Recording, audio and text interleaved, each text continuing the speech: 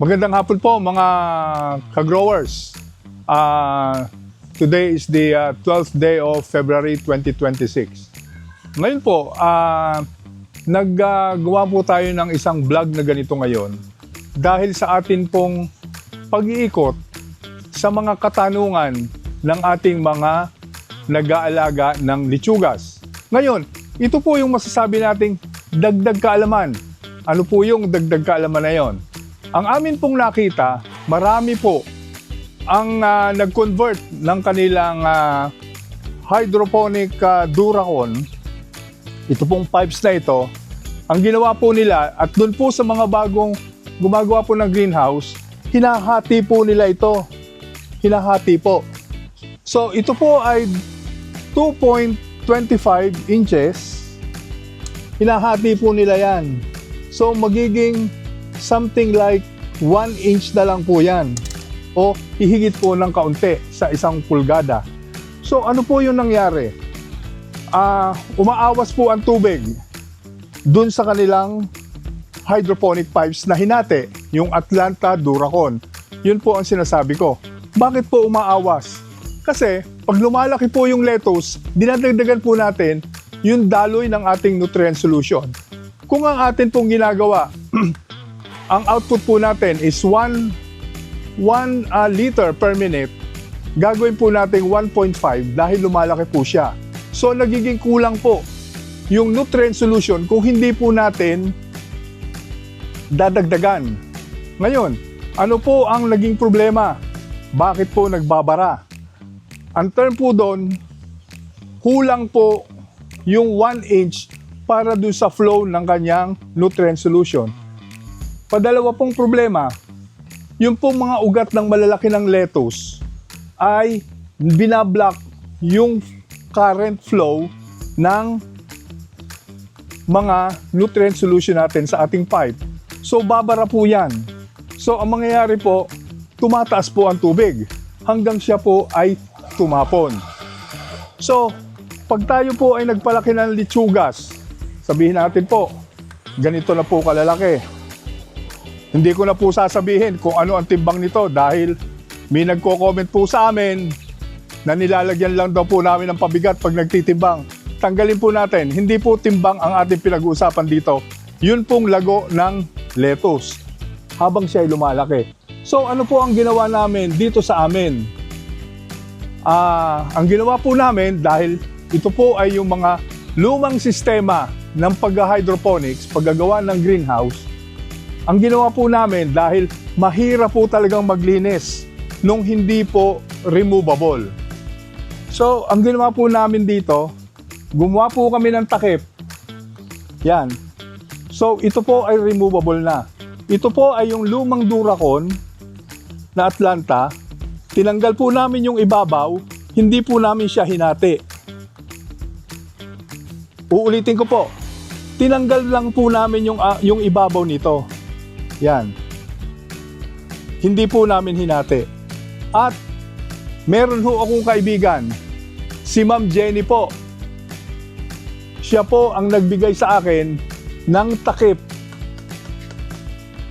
Pinagawa po niya sa China para magamit ko po pantakip dito. So ito po ang ginagamit ko.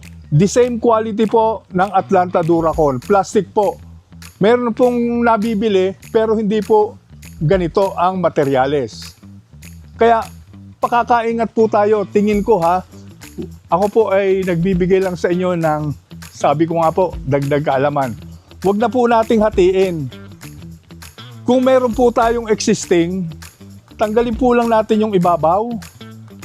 Meron po tayong nai-supply na cover. Kontakin nyo lang po ang Alfrea. Hindi din po sa akin yon. Hindi po ako nagbebenta nun. Meron po tayong kaibigan na nagsusupply nito. Si Ma'am Jenny Antonio po.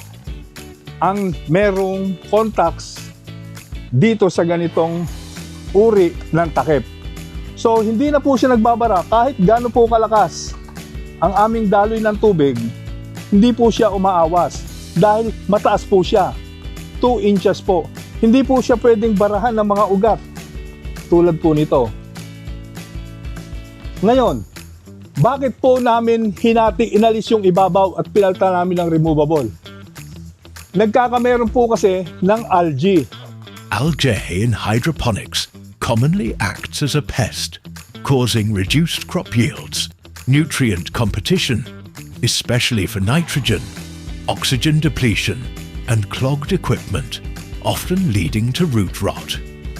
While it thrives on excess nutrients and light, it can be managed through light-blocking materials, manual cleaning, or in some cases, beneficial algae strains that aid in nutrient uptake. Ang disadvantage po ng algae, yun pong algae ang nauunang kumain. Mas malakas po siyang kumain ng nutrients.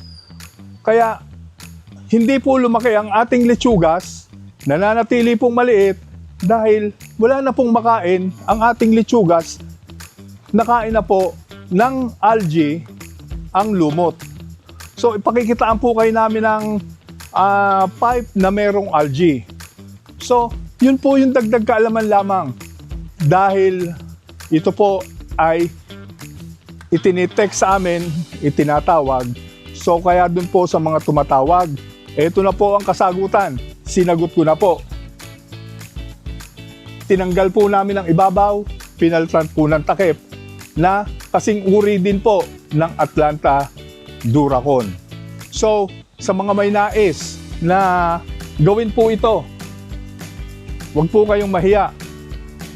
Tumawag po kayo, pumunta po kayo, pumasyal muna kayo. Pasyal muna kayo dito sa Alfrea para makita nyo po ang itsura ng aming tinanggal na ibabaw. Hindi yung hinati. Tama lang po yung hatiin. Kung ang ating lettuce na ibebenta maliliit, sabihin natin 80 grams. Pero ayaw po natin ng maliit ang production natin ang size.